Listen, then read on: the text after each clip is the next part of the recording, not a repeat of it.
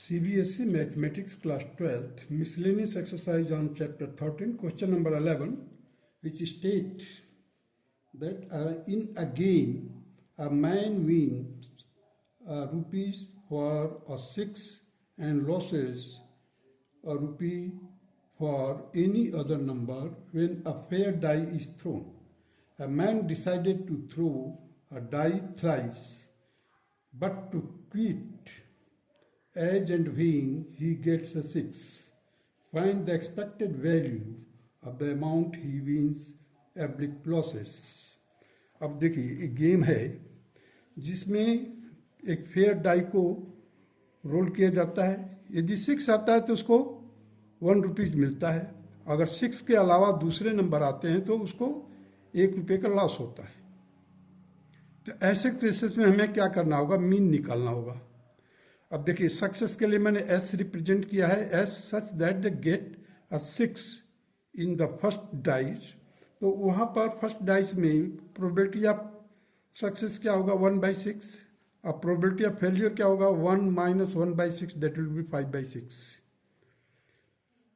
अब let us take the case number 1। If he gets a 6 in the first throw, तो उस समय probability क्या होगी, probability of success that is 1/6। तो अमाउंट विन्स कितना हो जाएगा 1 रुपये का। केस नंबर 2 लेकर चलते हैं। If he gets a 6 in the second throw, second throw में इसका मतलब क्या है, पहले में फेल्यूर, सेकेंड में सक्सेस मिला है उसको। तो देखिए एंड है 5/6 into 1/6, that will B, and के लिए हम मल्टीप्लाई करेंगे 5/36। अमाउंट क्या हो गया, पहले वाले में लूज करेगा, दूसरे में गेन करेगा। तो -1 + 1 that will be equal to 0। Now come to the case number 3। If he gets a 6 in the third throw, तो मान लीजिए कि probability of failure success, failure success, मान लीजिए पहले में उसको 5/6 into 1/6, that will be equal to 25/216। Amount क्या मिलेगा, देखिए पहले में फेल्योर है -1, दूसरे में भी -1 प्लस, अब ये 1 -1 और +1 कैंसिल कर दिया हूँ, माइनस का 1 -1 rupees, that is loss. Therefore, the probability distribution table can be prepared like this. X stand for the small x, that is 1, 0, -1. Or x is equal to small x, that is 1/6 probability. Probability will be equal to 1/6, 5/36, 25/216. अब देखिए ये frequency है, इसके साथ इसका multiply कर दीजिए और एडिशन कर दीजिए। देखिए एक्सपेक्टेड वैल्यू मीन्स जो मीन है, मीन निकालना है हमारे को।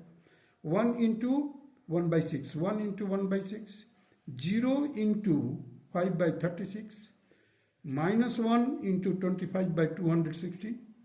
अब देखिए यहाँ पर सॉल्व किया तो 1/6 आया, यहाँ पर -25/216 आया। इसको फर्दर सॉल्व किया हमने, 216 एलसीएम ले लिया, 36 - 25, that will be equal to 11/216, and this will be the required answer. Now come to the question number 12. Suppose we have 4 boxes A, B, C, D, containing colored marbles as given below. अब देखिए marble है, red colour के box 1 में 1 है, B में 6 है, सी में 8 है, डी में 0 है। वाइट जो बॉल है, ये बॉक्स ए में 6 है, बी में 2 है, सी में 1 है और डी में 6 है। टोटल कितने हो गए 15। ब्लैक में आ जाइए, ब्लैक कलर का जो बॉल है, बॉक्स ए में 3 है, बॉक्स बी में 2 है, बॉक्स सी में 1 है, बॉक्स डी में 4 है। अब इसका टोटल कीजिए, ब्लैक बॉल कितने हैं, टोटल 30 है, सॉरी 10 है। और इधर से रेड वाइट बॉक्स ए में कितने बॉल्स हैं, टोटल 10, बी में भी 10, सी में भी 10, डी में भी 10, टोटल कितने हैं 40। इधर से भी काउंट कर लीजिए 40। अब हमारे को वर्कआउट करना है, one of the box has been selected. अब देखिए सिलेक्शन का कितने बॉक्स हैं टोटल, 4 बॉक्सेस है, तो हर एक की प्रोबेबिलिटी क्या होगी सिलेक्शन का, 1/4 1/4 1/4 1/4। 4 टाइम 1/4 को प्लस करेंगे तो 1 हो जाएगा। तो हमारे को सिलेक्शन ऑफ बॉक्सेस की जो प्रोबेबिलिटी होगी that is 1/4। One of the box has been selected at random and a single marble is drawn from it. If the marble is red, what is the probability that it was drawn from the box A, box B, box C? अब हमारे को एक red ball draw किया गया, एक ball निकाल लिया गया है, पता चल गया कि वो रेड बॉल है। अब हमारे को प्रोबेबिलिटी बतानी है कि बॉक्स ए से की प्रोबेबिलिटी कितनी होगी, बी की कितनी होगी, सी की कितनी होगी, डी की कितनी होगी। तो रेड बॉल तो केवल यही है, हमें मालूम है कि रेड बॉल ही निकाला गया है। It is confirm that the red ball has come. Now we have to find the means this incident or this event has been occurred, that red ball has been at random drawn. देखिए box A में a such that the red ball drawn, so probability of E1 event जो हैगा 1/4, probability of E2 means a ball के लिए 1/4, B ball के लिए 1/4, सी के लिए probability of E3 that is 1/4, D के लिए probability of E4 that is 1/4। Means event बांट दिया, अगर ए बॉक्स लिया गया है तो इवेंट E1, बी के लिए event 2, event 3, event 4। So probability of A by E means it is given that the event has occurred, so 1/10। देखिए 1 ये है रेड, टोटल बॉल कितने हैं बॉक्स में 10 है, so 1/10। Probability of A by E2 that is 6 ये 10 ये 6/10। Probability of A by E3 that is 8/10। Probability of A by E4 that is 0, देखिए 0/10। Now proceed further for the same question.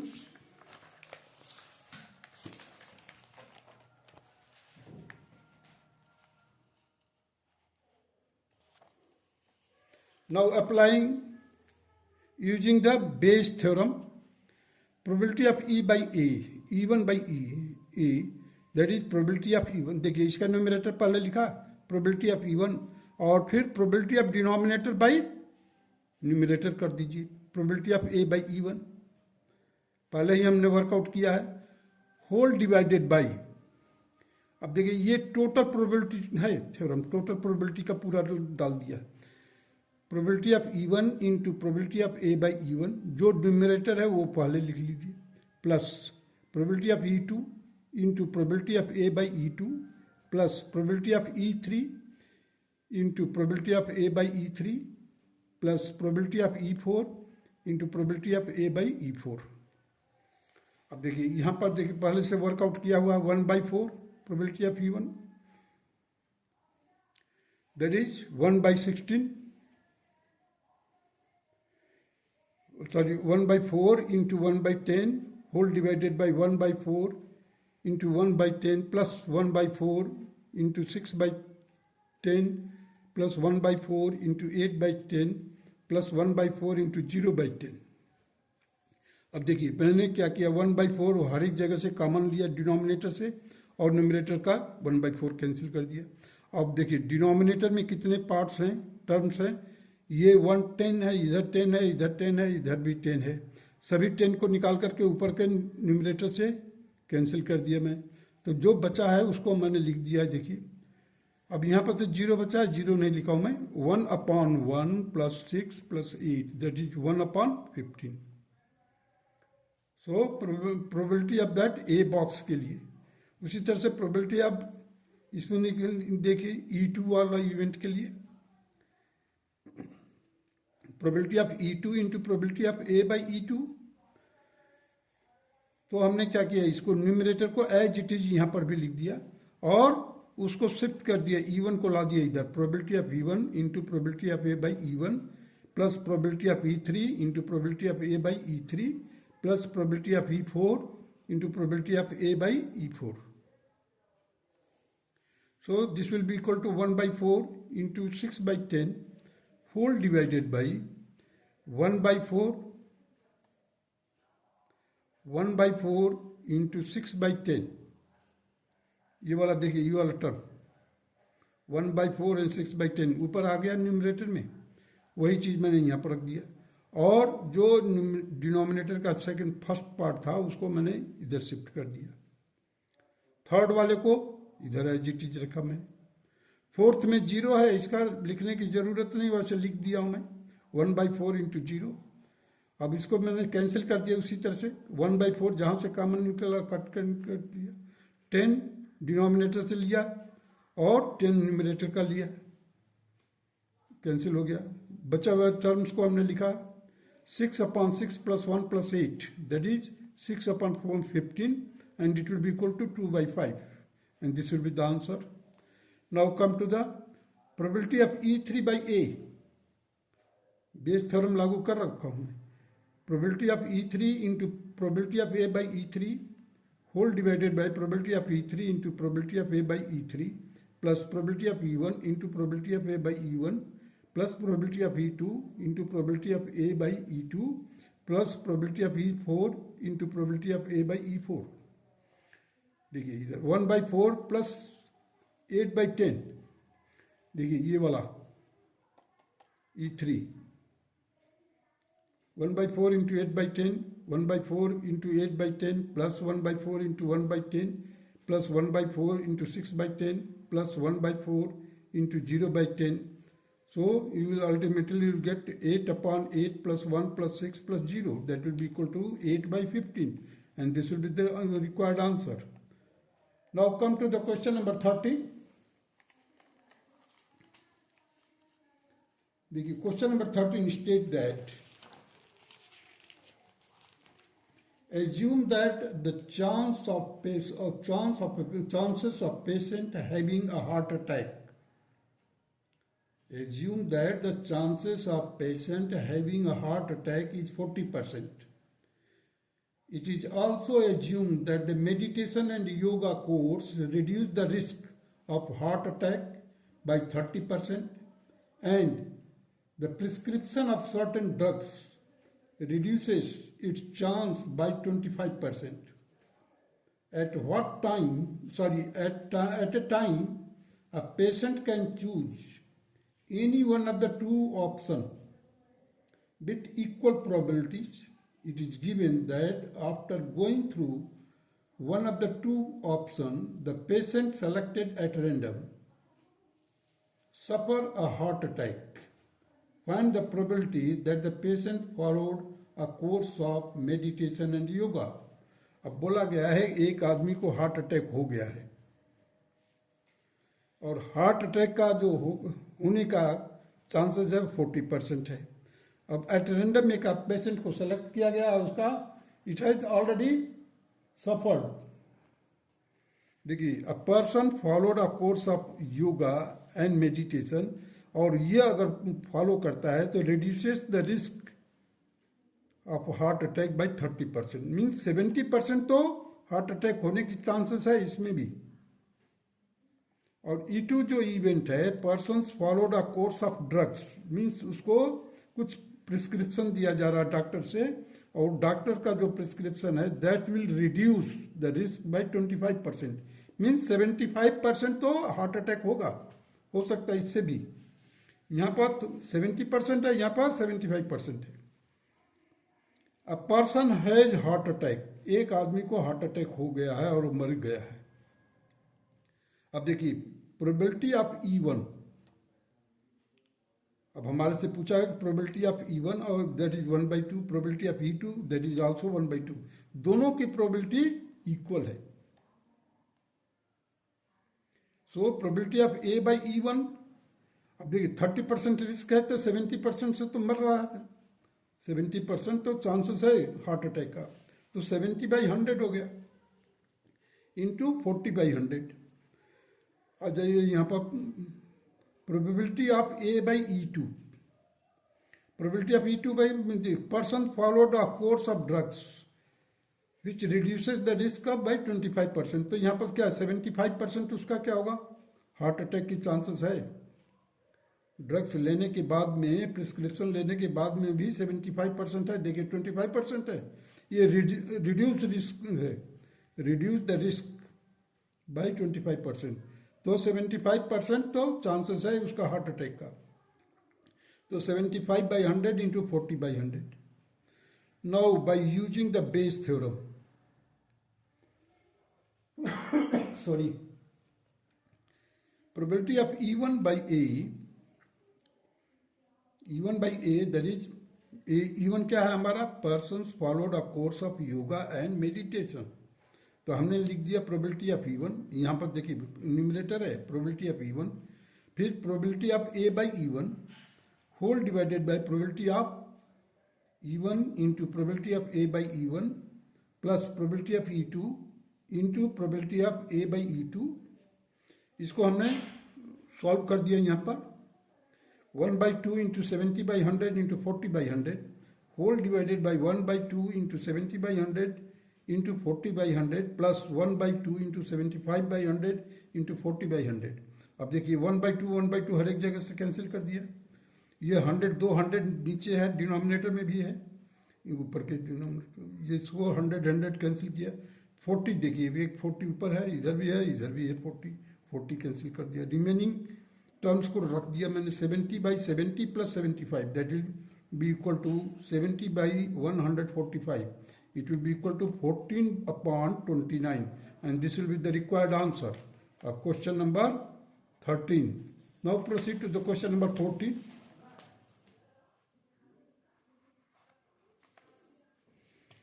Question number 14 state that if each element of the second order determinant is either 0 or 1, what is the probability that the value of the determinant is positive?